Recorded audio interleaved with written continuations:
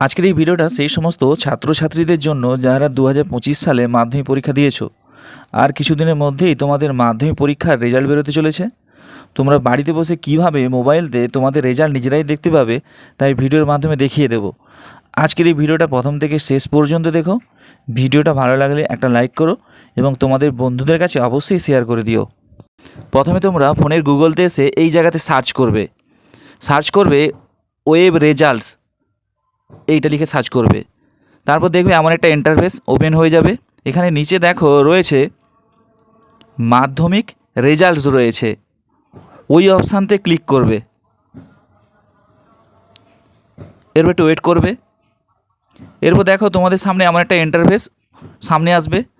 তারপর রোল নাম্বারের ঘরে তোমরা লিখবে রোল নাম্বার, ডেট অফ বার্থের ঘরে তোমরা জন্ম তারিখ দিয়ে দেবে। এরপরে নিচে দেখো রয়েছে ক্যাপচা রয়েছে, যা দেখে দেখে বসিয়ে দেবে এবং সর্বশেষে সাবমিট অপশানে ক্লিক করবে। দেখবে তোমাদের সামনে তোমাদের রেজাল্ট শো করবে। এইভাবেই খুব সহজে তোমরা বাড়ি বসে নিজেদের পরীক্ষার রেজাল্ট নিজেরাই দেখে নিতে পারবে।